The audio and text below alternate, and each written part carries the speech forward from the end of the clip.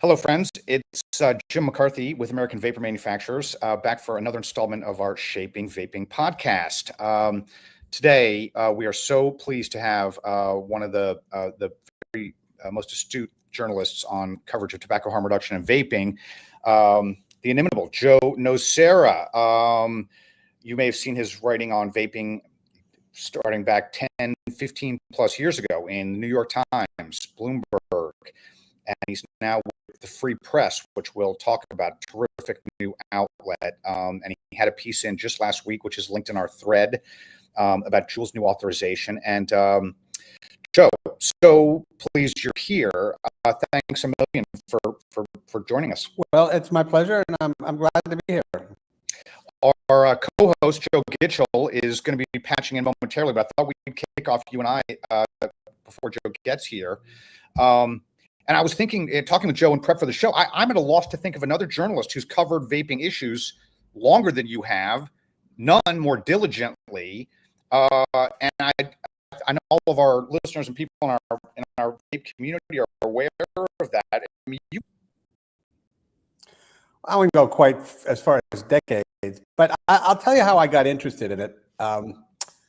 I wrote a story when I first got to the Times, or within a year of my being at the Times, for the New York Times Magazine about Philip Morris, and about Philip Morris's efforts to be regulated by the federal government, which seemed pretty strange, and I wanted to understand it. And in the course of that story, we're talking 2005 or so. God, it is decades now that you mention it. I went to Richmond and went to Philip Morris headquarters. I don't think it was called Altry then. I can't remember really. And they took me into this big lab, and all these people were working on what they didn't call it smokeless. They just said, we're working on harm reduction products. Mm-hmm. They didn't go further than that. It was kind of a trade secret. And I couldn't envision what that meant. What you know, a cigarette is a cigarette. And I just couldn't get my head around what that could possibly mean. We all know that light cigarettes turned out to be pretty bogus, and you know, every attempt to make a quote unquote healthier cigarette had not really, done what they said they were going to do. So when I saw the first vape, it wasn't Juul, it was Enjoy. That's very good. It was Enjoy. I was really kind of startled, and I wanted to understand it. And it seemed obvious to me that without lit tobacco would kill, as the old saying goes, tobacco, nicotine addicts and tobacco kills. Right. And without lit tobacco, which has the 400 carcinogens in it, this almost by definition had to be a safer device, even if it wasn't 100% safe. So right, I jumped on the bandwagon pretty quickly. Now, I was lucky. I wasn't in a newsroom. I was an op-ed columnist. I could say what I wanted to say, even if it went against the grain. And so nobody at the Times told me that I couldn't write about vaping when I got up to the op-ed page, which is, trying to remember when that happened. Let's see, I left for Bloomberg in 2017. It must have been 2009, 2010 when that happened. So that's when I really started to bore down on it and started to write, regularly about it. Yeah. I had gotten to know, this is the problem of being old. Matt Myers? Yes, thank you. But I didn't even give you a hint there, man. I read all your work. I had gotten to know Matt Myers when I wrote that original story, because he had stuck his neck out courageously to be involved in the negotiations over the settlement, the famous Tobacco Control Act. Tobacco settlement. Yeah. And I was surprised to see him so vehemently opposed to vaping, because he had famously said to me in that story, something like if I could take nicotine without tobacco, I would do that in a second. It's like coffee. That's what he said, and he said it on the record. Are you vaping right now? I've got my Juul and I've got my open system device. Yes. There you go. We're trying to destigmatize harm reduction on the show, Joe. But let me probe on something you said a second ago, that you had more latitude on the op-ed page at the Times than in the news section. I mean, we've done a lot of New York Times Kremlinology to try to figure out why they've been so obstinate about how they cover vaping on the news side. And I don't know. It's very simple. And for the same reason that they covered COVID the way they covered COVID. Because the public health authorities were unanimously opposed to vaping and were unanimous in their belief that vaping was harmful. And further, when we got into the hysteria over teenage vaping, the reporters were not immune to that. The reporters have high school kids. So it was perfectly natural that they would cover it from the point of view of angry parents and public health officials who all kept telling them again and again and again and again that vaping was a bad thing. But Joe, I've interacted with some of the reporters, the FDA beat writer, for example, and the health and science editor at the Times, and I've presented to them, as I've done to other outlets. Many other people have done the same thing. There's a whole community of career-long specialists in nicotine science, conscientious people like Cliff Douglas, who was Obama's point man on tobacco, highly esteemed thinkers in this field who are predominantly saying vaping is vastly safer and helps people quit. And yet they never seem to make a dent or get quoted, or their perspective is always excluded. It's not as though there's a consensus in public health. It's just that the institutions are saying one thing, but the actual experts in the field are saying something different. Well, some of the experts are. I mean, David Abrams is a guy. Look, I don't want to spend the next hour beating up on the Times. I loved it there. Sure, fair enough. Yeah. Just my perspective is that whereas most journalists, it's a really interesting thing where journalists generally are supposed to be skeptical of authority. When it comes to public health measures, they tend not to be skeptical of authority. They tend to be very accepting of what the authority is telling them. And so I saw this early in vaping, but it certainly became even more obvious and predominant during COVID, where anybody who is an outlier, like Jay Bhattacharya, was viewed by the press as a heretic and somehow harming the country by expressing views about vaccines and about COVID more generally that were different from Fauci and the party line. And let me hasten to add, you and the terrific Bethany McLean had a book out about this exact subject called The Big Fail. And we'll put a link to that in the thread. But let me ask you about your piece you wrote about Juul just a couple of weeks ago, because I was struck that there'd been so much coverage, as you pointed out, over the years, most of it vilifying Juul. I mean, countless miles of column inches on the subject. And then they get their authorization from FDA. It's a big breakthrough in the issue in the market. And yet, to my eyes anyway, the coverage was fairly muted. There were only a few articles, pretty short, not a lot of focus. And I wonder if you noticed that also. I very much noticed that. I view the Juul thing through the prism of the youth vaping quote unquote crisis.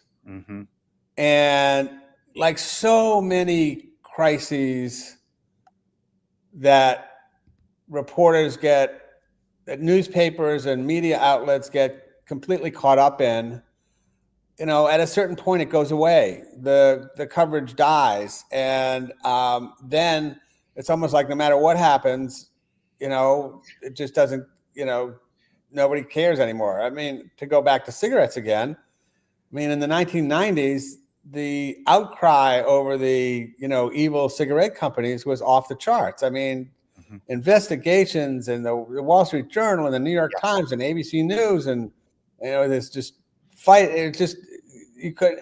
Well, guess what? Cigarettes still kill 400,000 people a year, and they're still on the market, and they're still legal, and nobody's touching them, and nobody's even questioning. Nobody's even questioning. Their legitimacy. Because that crisis faded and people moved on to other things. So I think the same thing was happening with Juul. I don't think there's any kind of conspiracy to hide the fact that Juul is legal on the market now. I think it's more that it's more a question of the youth vaping furor has faded, and therefore people are looking for other things to write about. I would also note, I think it's important to note that the entire time that this controversy was going on, Juul was always on the market. So there was, it's not, I think that if Juul had been pulled from the market and then this FDA thing came along and it was allowed to go back on the market, I think if that had happened, it would have been a much bigger deal. Interesting. Well, I mean, let me touch on, well, there's our friend Joe Gitchell. Welcome to the show, our special co-host. Joe, we're just talking about Joe Nocera's Juul coverage. And Joe, I want to ask you about influence outside of the public health institutions and predominantly from Michael Bloomberg, who's putting, hundreds of millions of dollars into anti-vape advocacy. And I wonder how big a role that plays. My hunch, you won't be surprised to hear, is that it plays a very outsized role. I mean, he gives money to all of the major organizations: American Health, Lung Cancer, Vital Strategies, Tobacco Free Kids, Parents Against Vaping, etc. And my strong sense of it is that is having a huge influence on just the public perception of vaping, and yes, the news coverage too. Can't disagree. It's mystifying to me why Mike is so why his mind is so closed to alternate opinions or to science, but he himself adamantly, violently believes that vaping is a terrible thing, that it harms children, that it hurts their brains, yada, yada, yada. And he's going to do everything in his power as a man who's worth $100 billion now. And I believe is the wealthiest man in New York City. He's going to do everything in his power to stomp out vaping. Now, I'm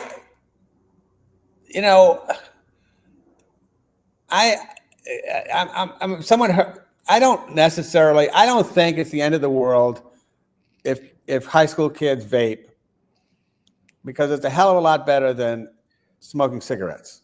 That's one man's opinion. But I understand and am sympathetic to the idea that parents don't want their kids vaping, and that it's not necessarily good. It's not a good thing. Yeah. And so the idea that you would put money into programs or advertisements or whatever to try and reduce vaping, youth vaping, is a net positive, I think. What drives me crazy is that the emphasis on youth vaping has gotten so much attention that the thing that vaping can really do, which is save the lives of adult smokers, just gets forgotten. And from my point of view, is it really that hard to say this thing is not good for kids, but it's great for adults who smoke? And I've never understood why public health is unwilling to say that, because really quietly, most of them will acknowledge that vaping is less harmful than smoking. It's grudging, but most of them do it. Very few. There are people who say vaping kills, will kill you because it has all these chemicals, yada, yada, yada. There are people who do say that. But if you got Matt Myers drunk, he would acknowledge that vaping is less harmful. Yeah. Because it is. Well, I was struck by an interview you did with then head of Center for Tobacco Products, Mitch Zeller, 10 years ago. And in that piece, which we have linked in our thread, you'll recall he was saying, at least on the surface, the same sort of thing. This is much safer. It can help adult smokers. We should try to get this, regulated and in the market, and it's low on the continuum of risk. And yet, you look at his entire tenure at FDA, and indeed all the years since, and everything he's actually done in practice has been about heavy-handed enforcement, rejecting all authorizations, never saying a public word to encourage people to switch. And I wonder, that contrast is, that you're touching on is so, as you say, perplexing. You said it as well as I could. I don't really have anything to add to that. I've always been mystified. Well, there's an interesting contrast right now. We talked about on last week's show. I don't know if you noticed, but RFK Jr. at a presser last week said all the right things that we would want to hear about vaping. Just that, safer, helps people quit. We need to fast track authorization, he said. And yet his subordinate, the head of FDA, Marty McCary, has never said a positive thing about tobacco harm reduction, and in fact is bragging about how he's kicking doors in. He's got 300 agents with guns, wants to sweep the decks, outlaw everything. It's all about enforcement. And that contradiction in the administration, it's almost schizophrenic. And I wonder whether you regard that optimistically or pessimistically. I definitely regarded it. I definitely regarded it pessimistically. RFK Jr. The problem is that most establishment public health organizations view RFK Jr. as a crank. And so just because he says something doesn't mean anybody's going to take it seriously. The bigger problem, let me go back a little bit. Sure. One of the reasons Matt Meyer became so much less reasonable after the tobacco settlement is because he got slammed so hard by everybody else in public health for having done what he did, even though what he did was, in my view, a brave and great thing that brought about some badly needed peace and also some badly needed rules for tobacco. It was a good thing. And he should have been praised. But instead, he was damned. And he didn't, after that, really have the nerve to do it a second time, to be brave a second time.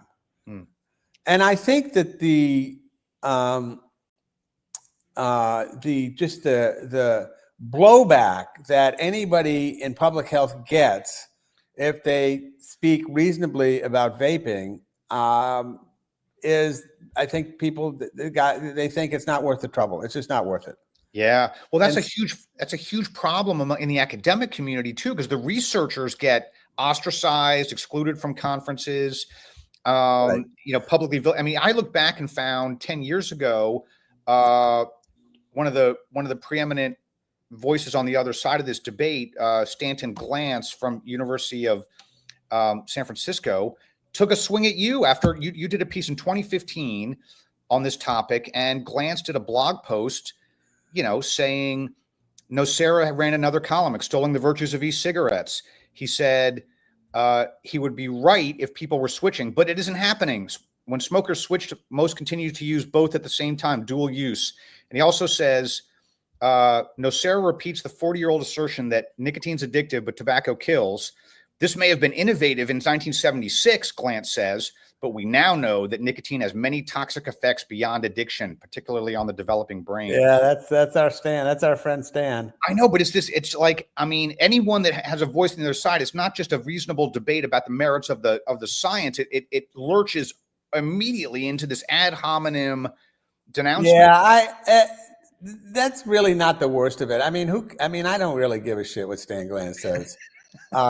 And not only that, he's had to retract studies. He's full of shit. Yeah. And thankfully retired, I believe. The much bigger problem is that anybody who believes in harm reduction or is affiliated with a tobacco company, even if that even if it's a scientist who is working on harm reduction within a tobacco company, is banned, is not allowed to have a voice in any in the anti-tobacco community. Yeah. And it's crazy. Not a couple of years ago, the CEO of PMI flew to New York to give a speech at some big UN conference, something or other. Yeah. And his speech was canceled. Yeah. Because they said, well, we're not, he's not credible. You're not allowed to talk, to hear what he has to say. And they all mock the fact that PMI and Altria and other tobacco companies are saying that they want to transition to a non-tobacco world. And the anti-tobacco people say, well, if that's what you really believe, then just shut down, just stop selling cigarettes, which of course is absurd. Yeah. Right. The markets wouldn't stand for it. You can't do it. So, but what they should be doing, what public health should be doing, is they should be bringing in the companies and sitting down with them and saying, how can we help you further this goal? And how can we test that your goal is serious? Mm-hmm. And, it's, I'm sure there must be other situations like this in the world, in America, maybe around guns. I don't know, but it's bizarre to me. Well, that may be a good place to get Joe Gitchell in on this, because Joe, of course, works for Pinion Associates, has consulted for Juul and other clients in the industry. Joe Gitchell, your thoughts?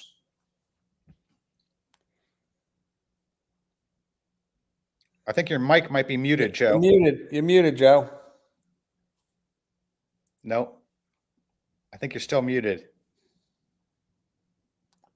All right, we'll try to get Joe sorted out on his mic in just a second.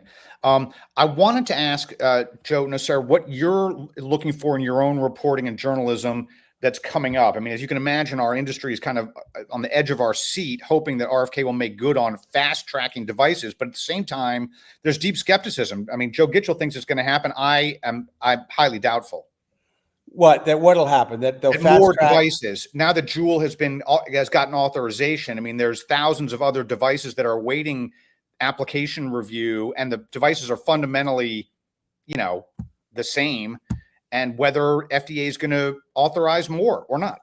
I'm mildly skeptical, only because the process of getting an approval requires so much money and so much effort and so much science. Yeah. That many of these thousands of devices are not going to be able to submit adequate applications. Yeah. So I think you're just going to have to be one of the big boys to be able to play this game.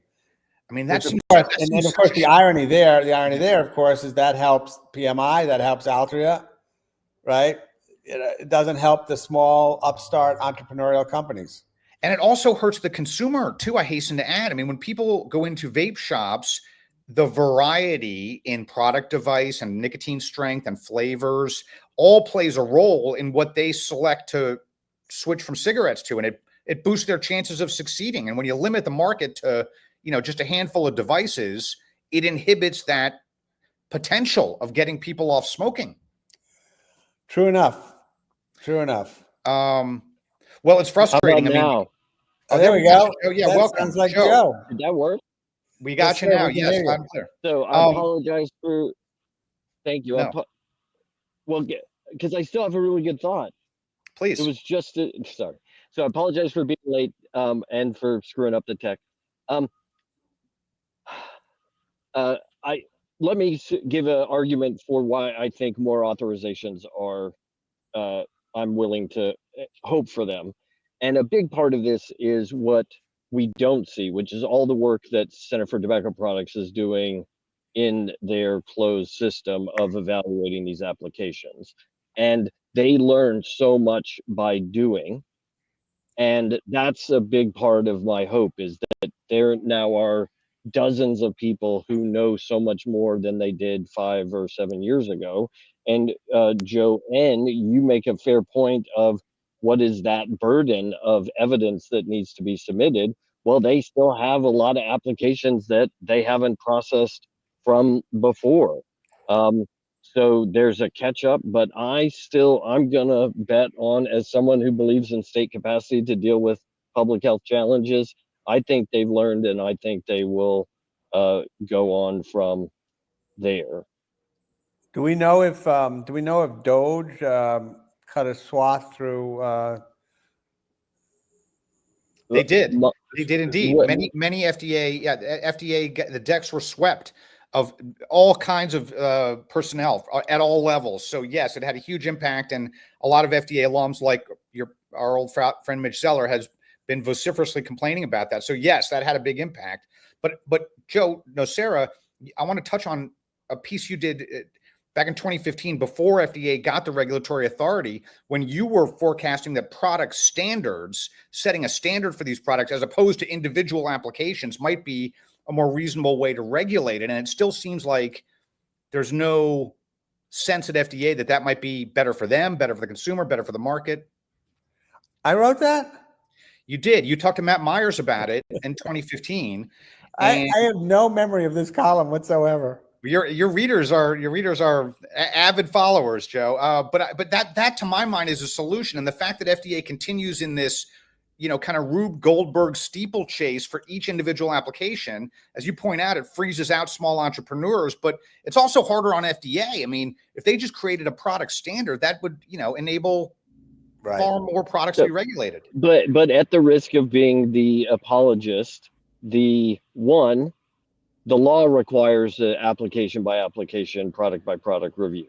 And there are ways to make that more efficient by adopting some form of product standards. But that relates directly to my first point, which is to be able to craft and establish product standards, you actually need to know enough to feel comfortable saying, if we put these out, which will probably have lasting impact over years, if not longer, we need to have the confidence that we know enough of the science, the way these products work, the way the liquid interacts, the containers, all these sorts of things that we know quite a bit about, but it's just a different burden of certainty to be expected to say, okay, here, whether it's through formal rulemaking or even through guidance. Well, how do you see it, Joe Nocera? Do you think FDA is making progress or digging their heels in?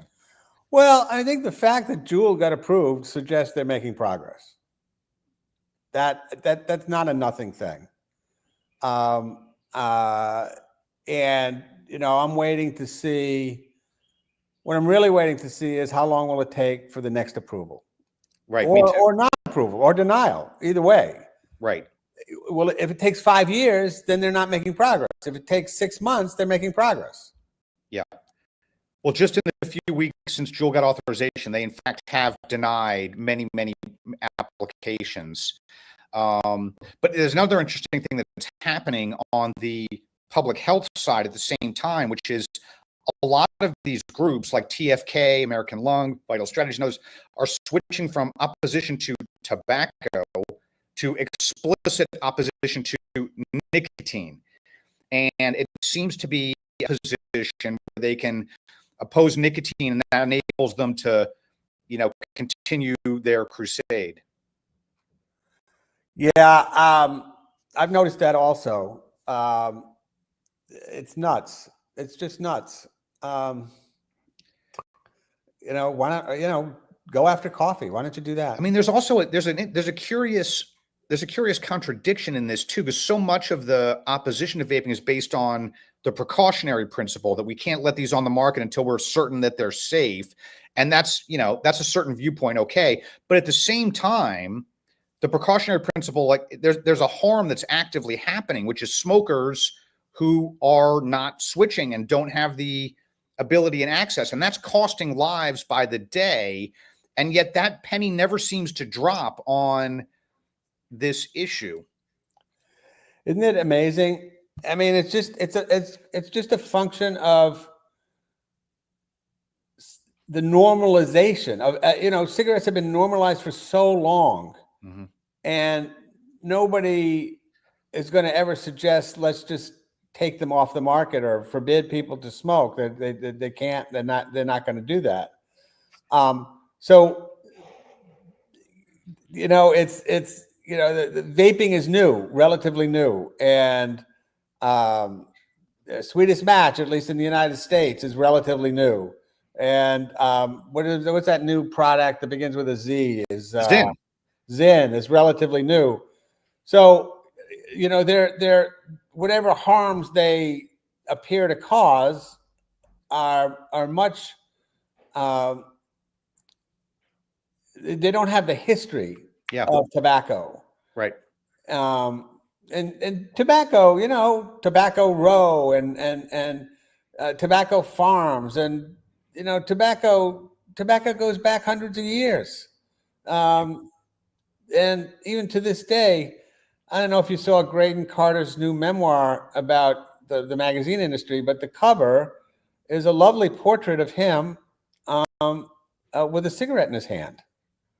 And I don't know if you ever noticed this in the movie Chinatown. You guys probably did because you're in the business, but the cigarette is a character in Chinatown. Yeah. I mean, it just is. The glamorization. And all the shit that Stan Glantz used to say, one of his big things was trying to get Hollywood to stop using cigarettes in movies. Yeah. And it's laughable. Yeah. They're used more today than they were 15 years ago. Well, what's curious, you're touching on something so interesting, Joe, that, we watch very closely what these different public health advocacy groups say. And, anytime there's a prominent portrayal of cigarettes in movies or on TV shows, and forgive me, but in the New York Times had a big feature last summer on cigfluencers and how downtown kids in Greenwich Village are smoking again. Those groups have nothing to say about it. They used to be like bird dogging that stuff vigilantly, and now they couldn't care less. And I can't get my head around that. Yeah, it is kind of weird, but maybe that's just because Stan is retired. But I will, the other thing though, guys,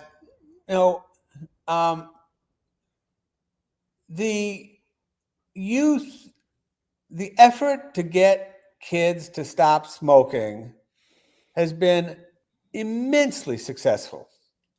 Immensely successful. I think it's down to 2% now, which means, it's probably less than that because what is that statistic? It's you smoked once in 30 days or something like that. Right. And yeah, there was an upsurge in vaping, and there's no question in my mind that helped reduce youth smoking. But even youth vaping now is way down. Right. And these guys should be taking they should be taking victory laps. But of course, if you take victory laps, your funding dries up. Yeah.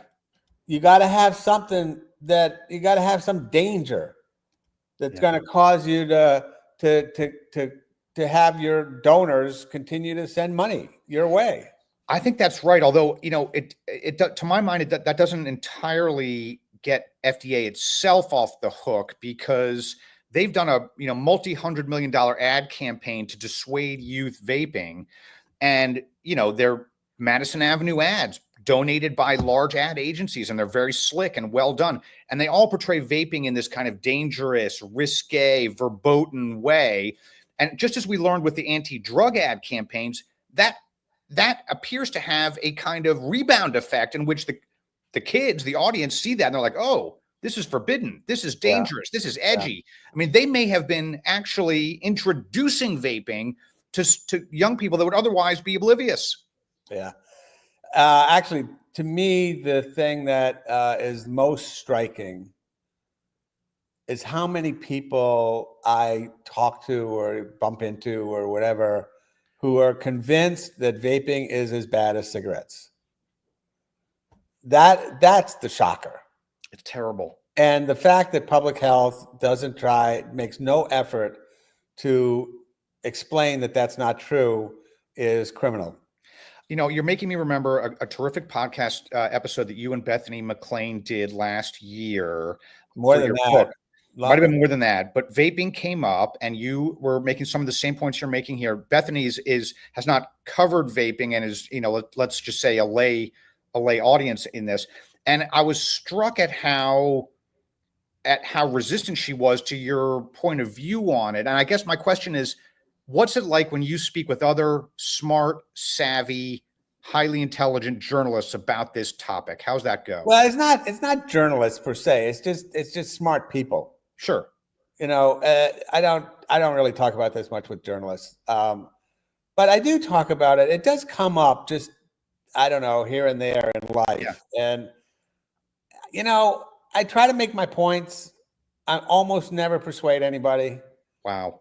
At some point, you just got to move on if you're going to have a pleasant dinner conversation. You know, it's just I'm not one of those people who wants to destroy a dinner party because I'm so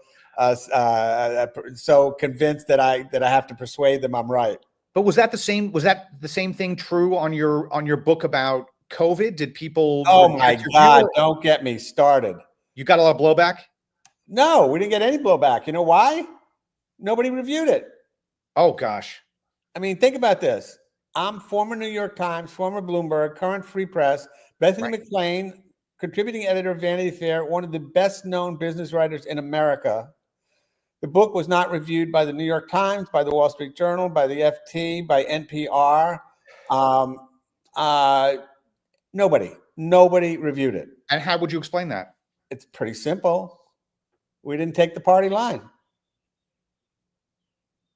I mean, I have to ask, Joe, you know, in our vaping world, the trust that ordinary stakeholders have, and these are not, most of our customers, let's say, are not DC Beltway policy wonks, but their trust in the way the press is covering this issue and the way that public health is treating it is like off a cliff. These are people that previously probably had no real view on that and are now like, feel like they're being actively deceived. Well, I don't really have a good response to that. It was what I've noticed with The Big Fail, our book, and with the points we made, which is basically that Jay Bhattacharya et al. Had it right, and that the right way to have handled this would have been to protect the immunocompromised and the elderly and let everybody else go about their lives. Yeah. And it's particularly lockdowns and closing schools were counterproductive and in many ways with the students, especially quite destructive. So here we are. The book came out, COVID's 5 years old now. Yeah. The book is, I think, 2.5 years old. Right. And only now you're seeing people come around to our point of view. And even in the New York Times, you're seeing op-eds and even news articles that acknowledge, you know, for starters, the terrible injustice that was done by keeping kids out of school all the time. If to build on this, Joe, and who knows, you may have made this argument. I didn't read your book. I obviously need to redress that problem because I'll learn something and become less wrong. But I've sometimes tried to explain the parallel with COVID and nicotine in that they are both public health challenges with a huge age gradient for risk. Right. And that's right. The same public health kind of institutions resolve that intergenerational tension in exactly the opposite ways for nicotine versus for COVID. For COVID, it was if young people have to put up with these population-wide impositions, that's just too bad. We can't imperil our elders. And with nicotine, the framing is, who cares about those older people who smoke? We really have to protect these youth. That's right. And with COVID, the gradation, the chances of a kid dying of COVID were so tiny compared to the chances of an 80-year-old dying of COVID. It was absurd that so much effort was, we've got to make sure the 5-year-old is protected. It was just nuts. Well, let me put in a plug for the outlet you're at right now, the Free Press, which was founded and edited by another New York Times alum, Barry Weiss, and it's to my eyes a terrific publication that is unafraid to examine multiple sides of an issue, includes heterodox ideas and a murderer's row of deep, smart thinkers. Thank you. And so I encourage you to follow Joe there and the publication writ large. But I want to ask Joe, it's widely lamented that there's been a decline in trust in public health institutions, and of course the Pew polls on the trust in journalism are also not in great shape either. But from your vantage point, if that's the case, if that's recognized, do you sense any attempt in those two worlds, public health and journalism, to try to right the ship and maybe be a little, include more heterodox ideas? I mean, look at Free Press is successful in no small part because it's willing to stake those unorthodox positions. But do you sense any movement there, or is it still a kind of sort of stuck in the mud? It's hard to say. The thing about the Free Press is, it's just people. Our readership is just people who are just sick of being told either by the progressive left or by the crazy right how to think. It's like, they want to think that they want to be able to think for themselves.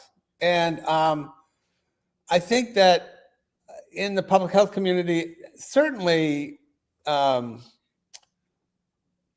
the federal government, there's effort to bring in heterodox thinkers like Jay and others. He's not the only one. But that really hasn't penetrated beyond the federal government. I mean, the problem is that so much of the progressive left and the public health left is, views Trump as the enemy, and certainly views RFK as a crank. And so rather than sort of say, well, maybe they had a point, they're much more likely to say, we have to be part of the resistance. Yeah. I mean, it seems that way. And what's worse too is Trump said on the campaign trail that he was going to, quote, save flavored vaping. And you get a lot of this lip service from he and RFK. But the reality is, under the Biden administration, let's say, it was heavily influenced by Matt Myers and Bloomberg and his crew. Now it's heavily up to the whims of DJT and RFK. God knows what they're going to think, tomorrow or a week from tomorrow. And so there doesn't seem to be any, for vapors, for the THR community, it's frustrating because what ought to be the North Star, the science, saving people's lives and doing the right thing for smokers is irrelevant almost, just compared to who's got, their hand on the lever of power. Yeah. Although you got to remember, how much time does Donald Trump actually think about vaping in the White House? Yeah, exactly. And so, he'll say something once every 3 months, but it's not going to translate into policy. Yeah. Because it's just not, it's not Israel and Gaza. Yeah. So, for guys like you, it's always going to be a long-term struggle just to move the ball a couple of yards. Well, that may be a good way for us to wrap. I know you've got a jet here in just a moment, Joe, so we'll let you go. But I want to close with a question about that. What would be, there's different schools of thought in our THR community about how to get at this, how to affect change, how to change minds and improve coverage and, get a better frame on this issue. Some people like me are, a little bit more assertive and try to, fight hard and push and raise our voice. And others like Joe Gitchell are more thoughtful and circumspect and trying to build bridges and be a little more diplomatic. What's your advice to, ordinary vapors and advocates like us as a longtime student of this issue? What's the best way you would recommend for our community to try to change perspectives? That's a really good question. And I wish I had a better answer. The answer is make friends in these communities so that you'll get a hearing. mean, what would happen if you called the science editor of the New York Times or the Wall Street Journal and said, "Hey, can we have a sit down with you?" Would they say no? I don't know. I've tried that, and you get lip service. They say, send us, details, whatever. They won't meet. They won't change. They won't engage. And that's true at not just the Times. NPR, we've tried for 5 years to get interaction with them. They won't even dialogue with us. AP, the same. And so we've been running it into a brick wall there, I'm afraid. Well, you're going to have me back once I figure this out. Okay. Well, that's a good way. That's a good way to wrap. And again, we'll put a lot of these columns, Joe, in our thread, along with a link to your book and your byline at the Free Press, which we encourage everyone to dive deep and read fully. No one's really thought more and analyzed this more thoroughly than you have, Joe. And you have our huge thanks for joining us today. It's been a real treat to have you. All right. Well, listen, guys, I really appreciate it. I'm always happy to talk about vaping, needless to say. And I'm wishing you the best, and we'll talk soon. That's great. To be continued. Kind thanks, Joe. All right. Take care, guys. Bye-bye. Thanks, Joe. Joe Gitchell. I mean, I felt like we could have talked all day to Joe Nocera. That was really one of the best interviews we've had. And I'm so grateful to you for lining that up as as a nicotine flack. It's often hard for me to get, journal. I mean, I've talked and interacted with Joe for many years, but let's just say you've got a lot more appeal than I do. Well, it's the charm. It's almost, I know I feel sympathy. No, I really hope he continues to wrestle with some of these issues, because there aren't enough people who are prepared to kind of probe and struggle as much as he seems to, and to have an outlet like the Free Press that actually is cultivating an audience that seeks that, as opposed to what is a kind of tribal posture that we all must adopt to belong. But let's notice, please, I'm struck once again at how Joe Nocera, who I think is pretty openly progressive in his outlook, is one of the harshest critics of corporate America in journalism, and has been for many, many years. Leans blue. Let's say it that way. Is looking at this issue in that way, and has sharp criticism for the federal government and for the way journalism's covering it and for the advocates that we're up against. But you know who else does? The Wall Street Journal editorial page, which is pro-business, anti-regulatory, red as can be, libertarian-leaning. I mean, they are poles apart ideologically, and they're saying the same thing on this issue. And so are voices all the way in between. And it's just astounding to me that there's that ecumenical range that's seeing this issue in the same way. And then on the other side, there's this just monotone, orthodox dogma. No, I think it is a fair and strong point to highlight the viewpoint diversity that still has coalesced around a belief that nicotine without smoke is a path forward to deal with the harms of smoking. Though I think we do need to be measured in that the folks who see the world differently, it's easy to characterize them as a, homogenous group, when that's more a consequence of our lack of exposure as much as their variability. But I think it does bolster the argument that this is not simply some ideological or kind of partisan type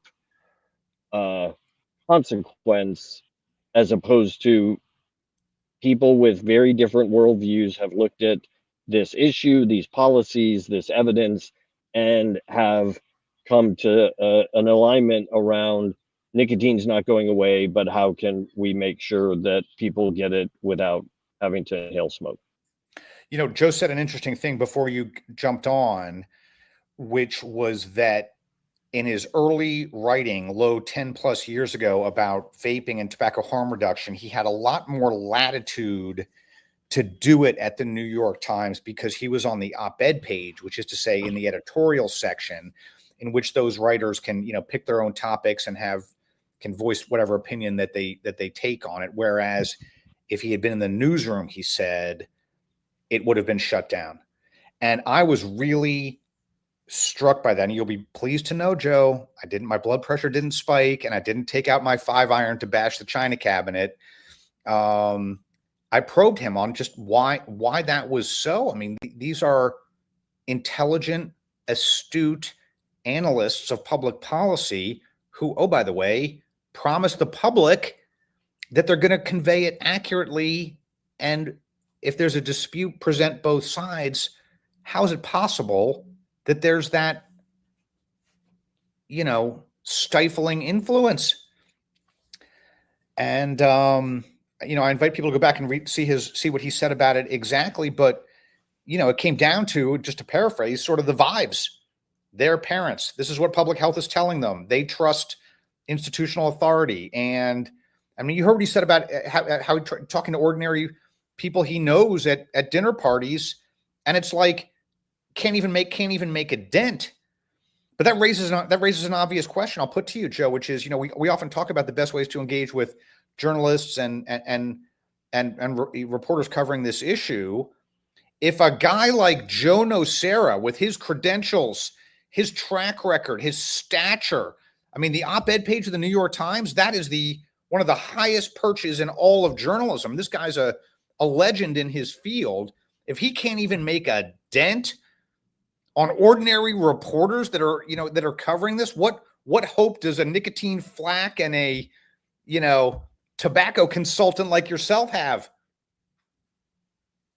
Not a lot of hope, but it's the basically persuasion and inducing curiosity and trying to get more people to question a little bit. And there's the long shadow cast by the historical behavior of the cigarette companies. There's lots of things that reasonable people could point to. Industry has a track record. Why should I believe that the tiger has changed its stripes? And that just means the hurdle we have to overcome is that much tougher. But I think we have a compelling, interesting story in that, 2/3 of the public believe vaping is as or more harmful than smoking. And that is a colossal failure of public health communication. But it's also a tragedy that deserves attention. And I was thinking, I can't remember what it was, some fairly recent either article, column, something that I was, Nick Florco's latest piece. Misperception, not discussed at all. I mean, I'm really starting to feel like that's almost a bit of a litmus test of, is someone prepared to really grapple and wrestle with this? And you just cannot, because it ties in directly to, is the continuum of risk a real thing, and should it be a basis for policy? And really just this notion of earning back trust among people for whom it's eroded, and not addressing that fundamental disconnect with reality. That just has to be a essential element going forward. So yeah, we got a lot of work to do, man. Well, there's two things you said there. I want to touch on Florco's thing in a second and what it reflects, but I also want to just jump back to what you said a moment ago, because the way that journalism is looking at this issue, and the public health too, and the legacy of the tobacco companies, that's all subjective. It's based on feelings. I don't like what your predecessors did. Your industry lied to me. I'm a parent and I'm scared. This feels icky. These are all based on vibes, whereas they promise the public, we're looking at it objectively based on science and empirical data and actual metrics and what's actually happening. And so that's you can try to talk them out of that. Like, hey, I think you're basing this view on your vibes rather than on the facts. Or you can say to the stakeholders and the public, behold, everything these folks are saying to you is based on They're subjective analysis. It is not grounded in reality. Don't believe it. Don't trust them. And that's that disincentive against letting your id run wild and just writing a piece based on how you feel today. I mean, if reporters and journalists see that that's discredited and that the public is going to zap them when they do that, that's a better way, I think, to get them to sober up. And we put that question to Joe. I don't think he came down one way or the other. I asked him, which is better, sugar, honey or vinegar, and he said he wanted to think more about. We'll have to loop back, I guess. I think it's let's see if we can get some more empirical evidence to support our arguments. Well, the last thing I want to say on this is the Florco piece, because that's one little piece of a mosaic that I am putting together of other examples of where what I sense is a kind of party line shift in the Puritan side, where they've gone from arguing in recent years and past years that vaping doesn't really help people quit, and it's just a dual use mirage, and denying the science. But now that's kind of been discredited. They realize that's unsustainable and they can't continue. So now they're shifting, I sense, into a party line that says, well, we don't really know how dangerous nicotine is long term, and it's confusing. You see that same phrase. It's very confusing. It's complicated, folks. Don't you know? We got to sort it out. Can't have your pouch until we figure it out. And they're shifting into this kind of, it's very, complex. And we don't really know that much yet. And that's a distinct shift I've noticed with similar phrasings in different articles. Florco's is a great example of it. He probably got a call straight from Bloomberg. And I wonder if you sense that shift too. It's not like they're going to put out a public memo, hey guys, we've changed our party line on this. But boy, I really see that palpable move occurring in real time right now. Yeah, I agree with you on that analysis. And that's where I think the more authorizations from FDA and other steps that FDA could take around, it's more polarizing in our community, but the nicotine product standard for combustible products, but entirely founded on the continuum of risk as its basis. Folks who aren't ready to embrace this are really going to have to struggle, because FDA has been rightly established as the referee, the umpire in this match. And they're going to have to either accommodate to this shared truth of the continuum of risk. I think it's going to be a fascinating next several months, and I really hope I'm right for so many reasons. When we put to Joe Nocera the question of is he optimistic or pessimistic, I think he sort of shared your benchmark view of that. It depends, and it'll be measured by whether and when they authorize more products. And so that bottle of whiskey, we're going to turn it from one of the regular bottles into a whole magnum of Irish whiskey. Our over-under date is January 1st, and I guess we'll have to wait and see. And your umpire analogy reminds me of watching World Wrestling Federation growing up, when the referee would hand a foreign object or a baseball bat to one of the combatants. And that's the kind of referee that FDA is, in my estimation. Well, I'm going to cling to the belief that they're not that WWE character. Yeah, right. They're a World Series umpire. Yeah, sure. All right. Well, we shall see, Joe. Thank you for pulling over on the Dulles Toll Road to patch in on the fly. There's hard proof of your dedication to indeed shining a light on these issues.